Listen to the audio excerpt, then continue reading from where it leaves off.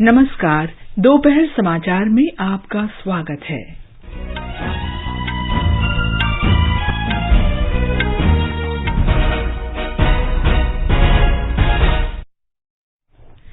प्रधानमंत्री नरेंद्र मोदी ने उत्तर प्रदेश के जालौन जिले के कैथरी गांव में बुंदेलखंड एक्सप्रेस वे का उद्घाटन किया।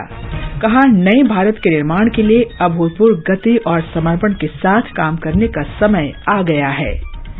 लोकसभा अध्यक्ष ने संसद के मानसून सत्र से पहले आज सर्वदलीय बैठक बुलाई। स्वास्थ्य मंत्री डॉक्टर मनसुख मांडविया ने कहा, 5 करोड़ से अधिक लोगों को ई-संजीवनी टेली परामर्श सेवा का लाभ मिला। सूचना और प्रसारण मंत्री अनुराग सिंह ठाकुर ने सरकारी संचार के लिए 5 दूरदर्शी मंत्रों को अपनाने की आवश्यकता पर बल दिया। तेलंगाना के भद्राचलम में बाढ़ की स्थिति में सुधार, बचाव और राहत कार्य जोरों पर। अमेरिका ने रूस से S-400 मिसाइल खरीदने के लिए भारत के खिलाफ प्रतिबंध न लगाने का फैसला किया। PV Sindhu Singapore open badminton tournament के फाइनल में और मैनचेस्टर के ओल्ड ट्रैफर्ड में भारत तथा इंग्लैंड के बीच तीसरा और अंतिम 1 दिवसीय अंतर्राष्ट्रीय क्रिकेट मैच कल।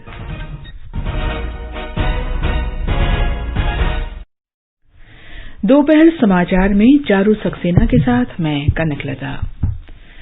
प्रधानमंत्री नरेंद्र मोदी ने कहा है कि उत्तर प्रदेश की पहचान बदल रही है और राज्य हर क्षेत्र में विकास कर रहा है। उत्तर प्रदेश में जालौन जिले की उरई तहसील के कैथेरी गांव में बुंदेलखंड एक्सप्रेस वे का उद्घाटन करने के अवसर पर प्रधानमंत्री ने कहा कि अब राज्य के हर हिस्से में विकास पहुंच रहा है। उन्होंने कहा कि इससे विकास में असंतुलन खत्म हो रहा है और ये भी एक तरह का सामाजिक न्याय है।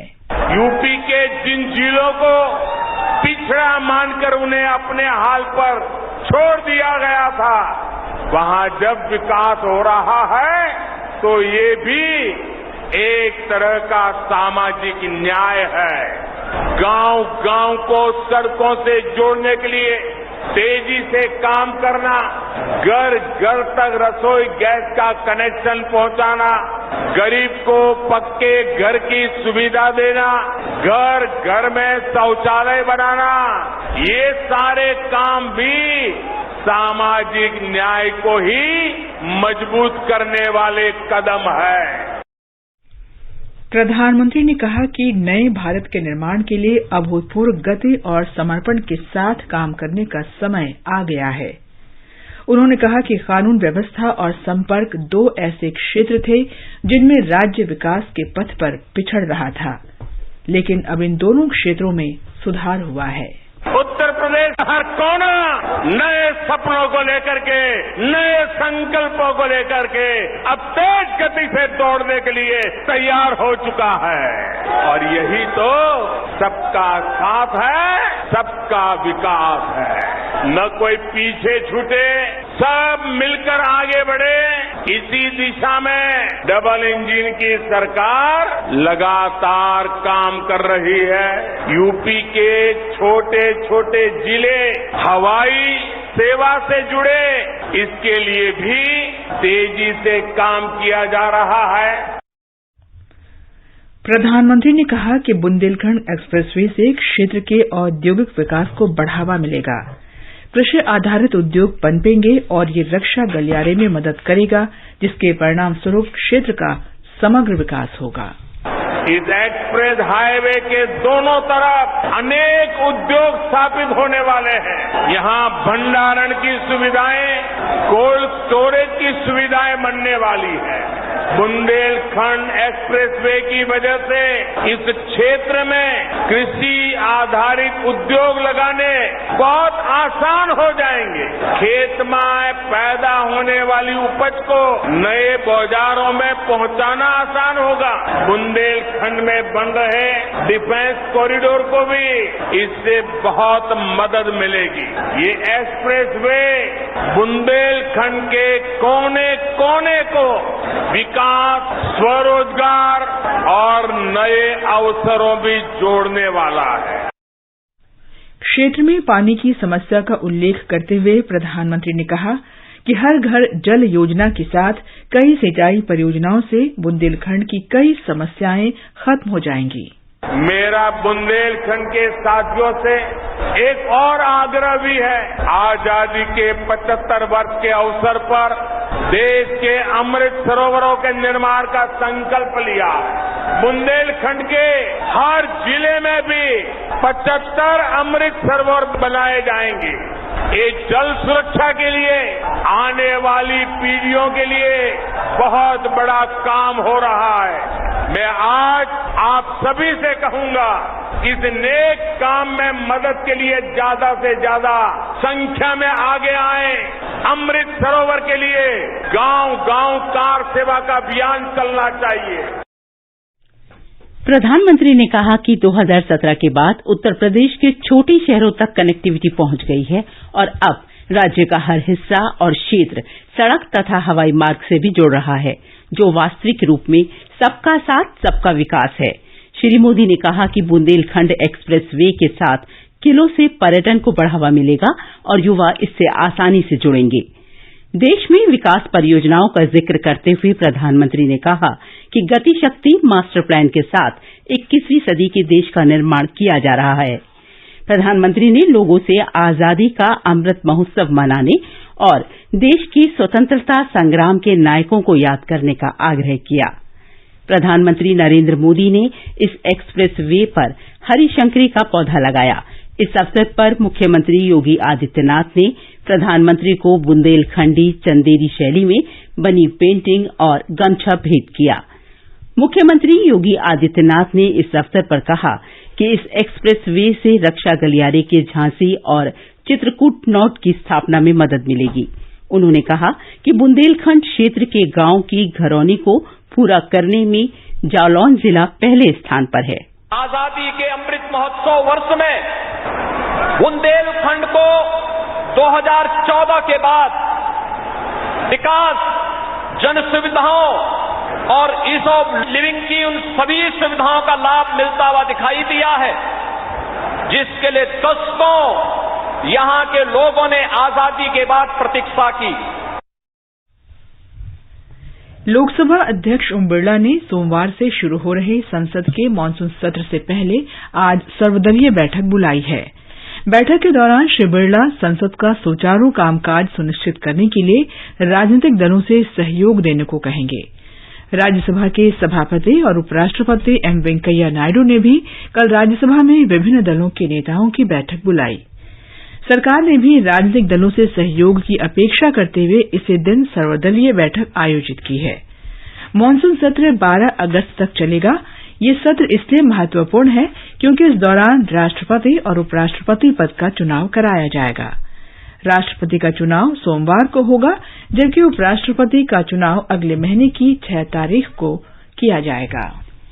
कृषि और किसान कल्याण मंत्री नरेंद्र सिंह तोमर ने कहा है कि पिछले 8 वर्षों में कृषि अनुसंधान के क्षेत्र में सरकार के बहुआयामी दृष्टिकोण के फलस्वरूप किसानों की आय में कई गुना वृद्धि हुई है।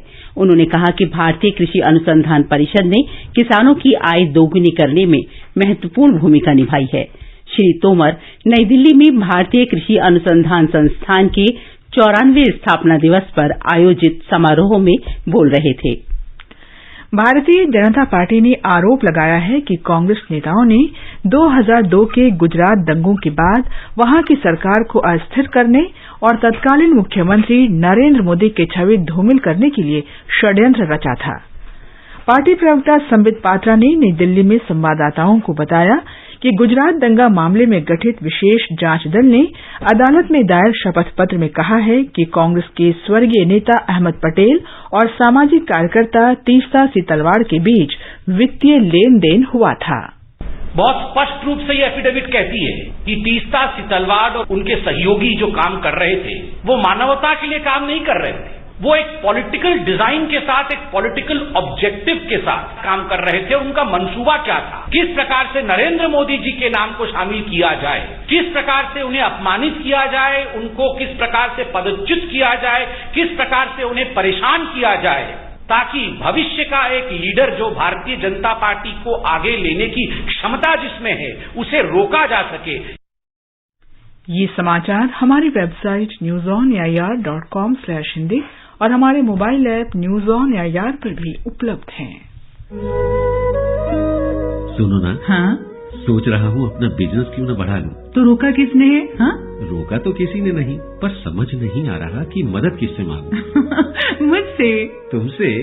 तो अच्छा बताओ फिर। आकाशवाणी है ना, मैंने सुना है उसका नेटवर्क देश भर में फैला है। पर उससे मेरा क्या फायदा? देखो, फायदा है, जिस शहर में चाहो विज्ञापन की मदद से उपभोक्ताओं तक पहुंच जाओ। पर अब ये भी तो बता दो कि आकाशवाणी से संपर्क कैसे करूं? बहुत आसान है, मैं बताती हूँ। नंबर नोट करो, 870-001-4242।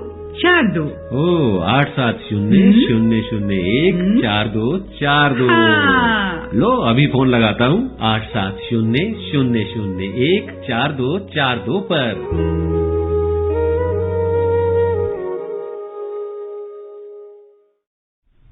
दोपहर समाचार में आपका फिर स्वागत है। स्वास्थ्य मंत्री डॉक्टर मनसुख मांडविया ने कहा है कि 5 करोड़ से अधिक लोगों को ई संजीवनी टेली परामर्श का लाभ मिला है।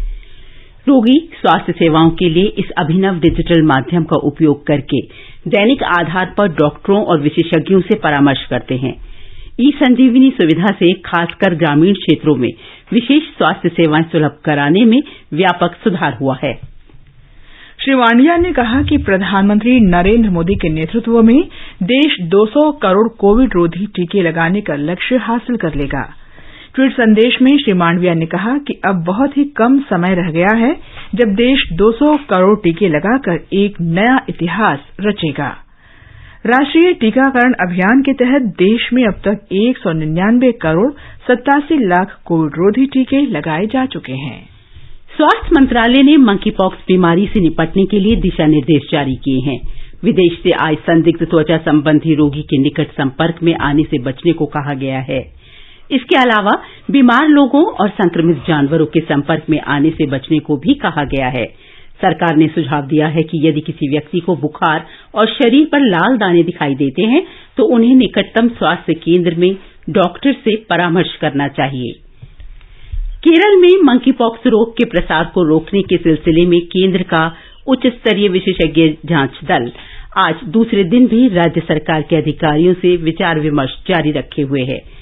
बृहस्पतिवार को देश में मंकी पॉक्स का पहला मामला केरल में सामने आने के बाद केंद्रीय दल राज्य के दौरे पर है। भारत के प्रधान न्यायाधीश एनवी रमन्ना ने देश के विभिन्न न्यायालयों में लंबित मामलों पर चिंता व्यक्त की है और न्यायालयों की बुनियादी व्यवस्था मजबूत करने तथा जजों के रिक्त पद भरने पर जोर दिया है। आज जयपुर में 18वें अखिल भारतीय विधिक सेवा प्राधिकरण सम्मेलन का उद्घाटन करते हुए न्यायमूर्ति रमन्ना ने ये बात कही। सम्मेलन को संबोधित करते हुए केंद्रीय विधि और न्याय मंत्री किरेन रिजिजू ने कहा कि न्यायपालिका और सरकारों के बीच तालमेल से लोगों को तेजी से न्याय देने की नई संभावनाएं खोजी जा सकती हैं। आगे बढ़ने से पहले मुख्य समाचारों पर एक नजर। प्रधानमंत्री नरेंद्र मोदी ने उत्तर प्रदेश के जालौन जिले के कैथरी गांव में बुंदेलखंड एक्सप्रेस वे का उद्घाटन किया। कहा, नए भारत के निर्माण के लिए अभूतपूर्व गति और समर्पण के साथ काम करने का समय आ गया है। लोकसभा अध्यक्ष ने संसद के मानसून सत्र से पहले आज सर्वदलीय बैठक बुलाई। स्वास्थ्य मंत्री डॉक्टर मनसुख मांडविया ने कहा, 5 करोड़ से अधिक लोगों को ई संजीवनी टेली परामर्श सेवा का लाभ मिला। सूचना और प्रसारण मंत्री अनुराग सिंह ठाकुर ने सरकारी संचार के लिए 5 दूरदर्शी मंत्रों को अपनाने की आवश्यकता पर बल दिया।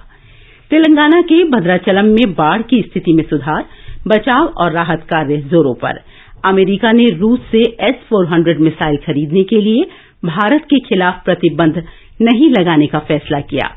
PV Sindhu Singapore open badminton tournament के फाइनल में और मैनचेस्टर के ओल्ड ट्रैफर्ड में भारत और इंग्लैंड के बीच तीसरा और अंतिम एक दिवसीय अंतर्राष्ट्रीय क्रिकेट मैच कल। सूचना और प्रसारण मंत्री अनुराग ठाकुर ने आज नई दिल्ली में भारतीय सूचना सेवा के अधिकारियों के तीसरे वार्षिक सम्मेलन को संबोधित किया। उन्होंने प्रभावी संचार के लिए 5 मंत्र दिए। ये अंग्रेजी भाषा के 5C, सिटीजन सेंट्रिक कम्युनिकेशन यानी नागरिक केंद्र संचार, को क्रिएट विद टारगेट ऑडियंस यानी मिलकर लक्षित श्रोताओं के समूह बनाना, कोलैबोरेशन यानी सहयोग, कंटेम्पलेशन यानी धारणा बनाना और कैपेसिटी बिल्डिंग यानी क्षमता निर्माण। श्री ठाकुर ने बताया कि 2 दिन के सम्मेलन में संचार के विभिन्न पहलुओं पर ध्यान केंद्रित किया जाएगा। महाराष्ट्र सरकार ने औरंगाबाद शहर का नाम छत्रपति संभाजीनगर और उस्मानाबाद का नाम धाराशिव करने का फैसला किया है। मुख्यमंत्री एकनाथ शिंदे की अध्यक्षता में आज हुई मंत्रिमंडल की बैठक में यह फैसला लिया गया। राज्य सरकार ने नवी मुंबई अंतर्राष्ट्रीय हवाई अड्डे का नाम बदलकर दीवा पाटिल नवी मुंबई हवाई अड्डा करने का भी निर्णय लिया है। जम्मू कश्मीर में श्रीनगर के उपायुक्त मोहम्मद एजाज असद की अध्यक्षता में आजादी का अमृत महोत्सव के अंतर्गत 75वें स्वतंत्रता दिवस पर हर घर तिरंगा समारोह की तैयारियों को अंतिम रूप देने और सभी कार्यक्रम तैयार करने के उद्देश्य से श्रीनगर जिले के सभी विभागों के क्षेत्रीय और जिला अधिकारियों की बैठक बुलाई गई। उपायुक्त ने बताया कि 11 से 16 अगस्त तक चलने वाले इस कार्यक्रम का उद्देश्य लोगों में देशभक्ति की भावना और स्वतंत्रता के चिन्हों के प्रति सम्मान जगाना है। दिल्ली के अलीपुर में कल एक निर्माणाधीन गोदाम की दीवार गिरने से हादसे के सिलसिले में 2 लोगों को गिरफ्तार किया गया है। इस घटना में 5 लोगों की मौत हो गई थी और 9 घायल हुए थे। गिरफ्तार व्यक्तियों में एक ठेकेदार है और दूसरा सुपरवाइजर है। अमेरिका ने रूस से S-400 मिसाइल प्रणाली खरीदने के लिए भारत पर अपने कड़े अधिनियम के तहत प्रतिबंध नहीं लगाने का फैसला किया है। इसे भारत के लिए एक बड़ी राहत माना जा रहा है। रूस से मिसाइल प्रणाली खरीदने के बाद अमेरिकी प्रतिबंधों की आशंका थी, लेकिन भारत को अपने खिलाफ इसके लागू न होने का पूरा भरोसा था। इस घटनाक्रम पर प्रतिक्रिया व्यक्त करते हुए श्री रो खन्ना ने कहा कि इस कदम से भारत अमेरिका रक्षा साझेदारी और मजबूत होगी। पीपल्स डेमोक्रेटिक पार्टी प्रमुख महबूबा मुफ्ती की बहन और पूर्व गृह मंत्री मुफ्ती मोहम्मद सईद की बेटी रुबैया सईद ने जम्मू कश्मीर में अपने अपहरणकर्ताओं यासीन मलिक और 3 अन्य की पहचान कर ली है। रुबैया सईद ने जम्मू में आतंकवादी और विघटनकारी गतिविधि रोकथाम अधिनियम टाडा न्यायालय के समक्ष यासीन मलिक का नाम लिया था। न्यायालय में कल रुबैया सईद का बयान दर्ज किया गया। न्यायालय की कार्यवाही गोपनीय रूप से की जा रही है। मामले की अगली सुनवाई 23 अगस्त को की जाएगी। PV Sindhu Singapore open badminton प्रतियोगिता के फाइनल में पहुंच गई हैं। सेमीफाइनल में आज उन्होंने विश्व के 38वें नंबर के खिलाड़ी जापान की सेइना कावाकामी को 21-15, 21-7 से हराया। अब फाइनल में सिंधु का सामना चीन की वांग झीयी से होगा। भारत और इंग्लैंड के बीच तीसरा और अंतिम एक दिवसीय क्रिकेट मैच कल मैनचेस्टर के ओल्ड ट्रैफर्ड स्टेडियम में खेला जाएगा। ये मैच शाम 5:30 बजे से होगा। आजादी का अमृत महोत्सव के अंतर्गत आइए अब सुनते हैं आकाशवाणी की विशेष प्रस्तुति आजादी का सफर। आजादी का अमृत महोत्सव।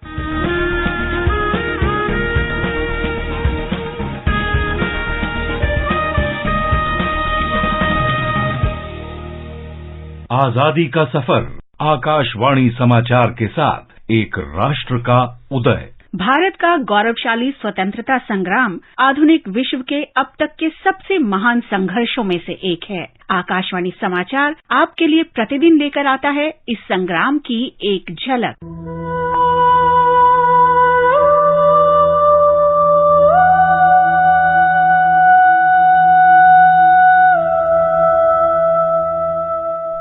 जुलाई 1856 को पारित हिंदू विधवा पुनर्विवाह अधिनियम ने ब्रिटिश शासन के तहत भारत में विधवाओं के पुनर्विवाह को वैध कर दिया। गवर्नर जनरल डलहौजी द्वारा तैयार और वायसरॉय कैनिंग द्वारा पारित किया गया ये कानून 1829 में गवर्नर जनरल विलियम बेंटिक द्वारा सती उन्मूलन के बाद पहला सामाजिक सुधार कानून था।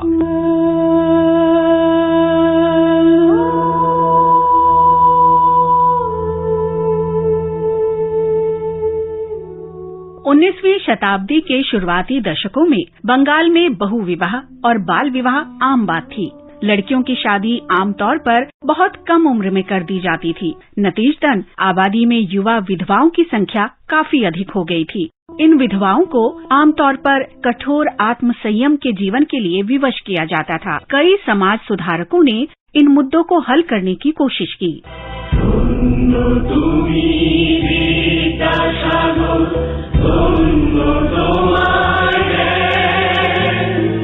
Wow.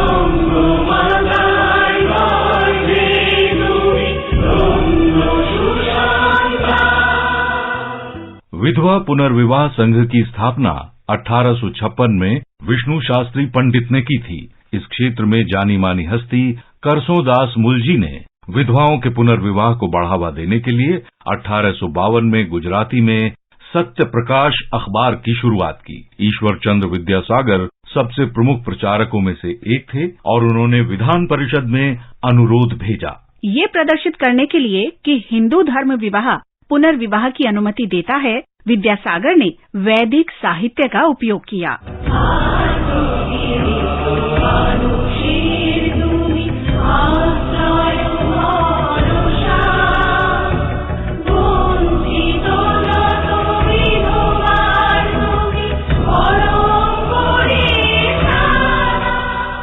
अधिनियम ने हिंदू विधवाओं के विवाह को मान्य और विनियमित किया। इसमें एक पुनर्विवाहित विधवा को उसी तरह के अधिकार और विरासत देने को मान्यता दी गई जिस तरह के उसे पहली बार विवाह करने पर प्राप्त होते। ये अधिनियम उन पुरुषों को भी कानूनी रूप से संरक्षण देता है जो विधवा से विवाह करते हैं। हिंदू विधवा पुनर्विवाह अधिनियम पारित होने के बाद पहली शादी उत्तरी कलकत्ता में 7 दिसंबर 1856 को हुई और दूल्हा ईश्वर चंद्र के करीबी दोस्त का बेटा था।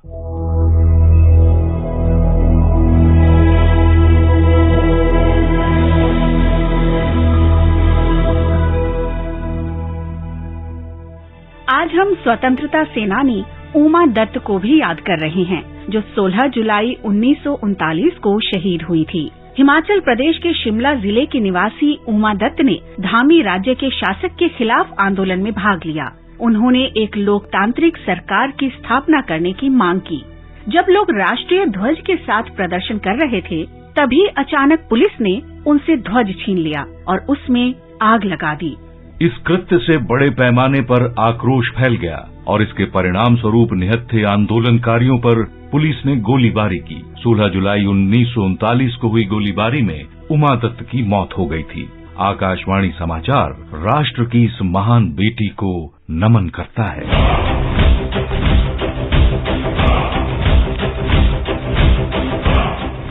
हम स्वतंत्रता कार्यकर्ता शीतल सिंह को भी आज याद कर रहे हैं, जिन्होंने 1857 में स्वतंत्रता के पहले युद्ध में भाग लिया था। वे सिंध प्रांत में अंग्रेजी ईस्ट इंडिया कंपनी की सेना में सेवारत थे, लेकिन विद्रोह के दौरान उन्होंने नौकरी छोड़ दी और अंग्रेजों के खिलाफ हो रही क्रांति में भाग लिया। सिंध क्षेत्र में सेना के साथ टकराव के दौरान शीतल सिंह को पकड़ लिया गया। उन्हें 18 जून 1857 को आजीवन कारावास की सजा सुनाई गई और अप्रैल 1858 में बम्बई से अंडमान की सेल्यूलर जेल भेज दिया गया, जहां 16 जुलाई 1858 को जेल में ही उनकी मृत्यु हो गई। आकाशवाणी समाचार देश के इस वीर सपूत को सलाम करता है। इसके साथ ही आजादी का सफर आकाशवाणी के संग श्रृंखला का ये अंक समाप्त हुआ। मिलते हैं कल अगली कड़ी में।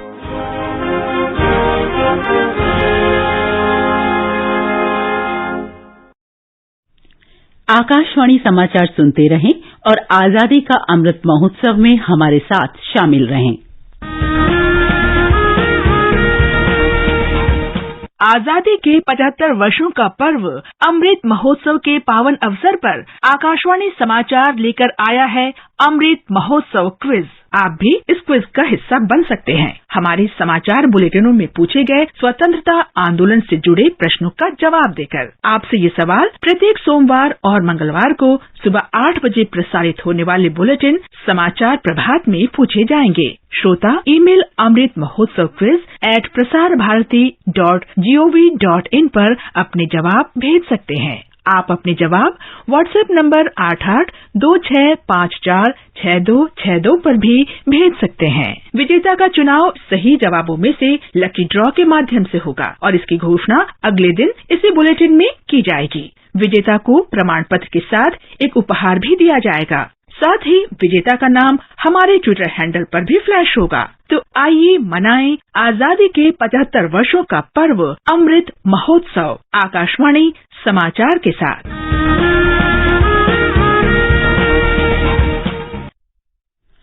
आज का संस्कृति संदेश केंद्रित है सूचना एवं संचार क्रांति के जनक जगदीश चंद्र माथुर पर।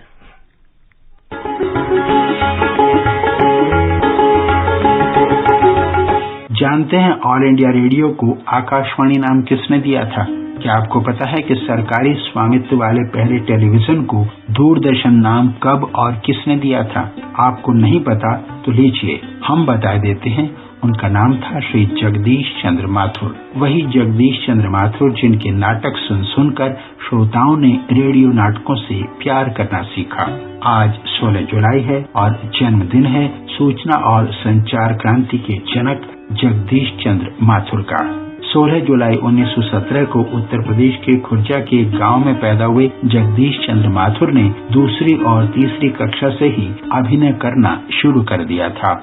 कॉलेज के दिनों में वे विजेंद्र लाल रॉय के नाटकों में भाग लेते थे। 1947 में देश अंग्रेजी हुकूमत से आजाद होकर खुली हवा में सांस ले रहा था। ये परिवर्तन और निर्माण का दौर था। इसी ऐतिहासिक दौर में जगदीश चंद्र माथुर ने ऑल इंडिया रेडियो के महानिदेशक का पदभार संभाला। उन्होंने ही AIR का नाम बदलकर आकाशवाणी कर दिया। टेलीविजन भी उन्हीं के जमाने में 1959 में शुरू हुआ था। ये माथुर जी ही थे जिन्होंने इसे दूरदर्शन नाम दिया। 1960 से 62 तक वे राष्ट्रीय नाट्य विद्यालय की कार्यकारिणी समिति के अध्यक्ष भी रहे।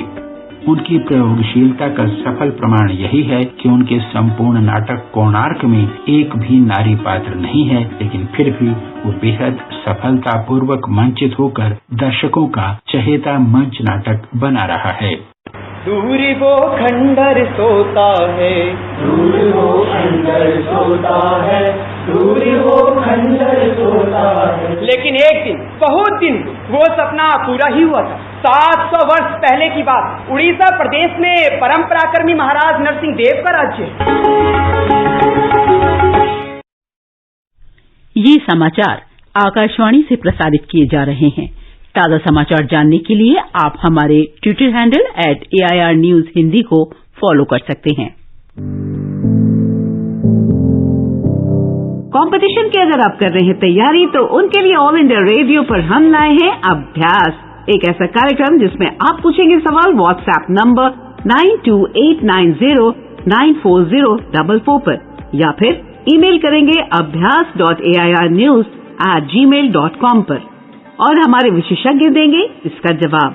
आपका अभ्यास हमारा प्रयास।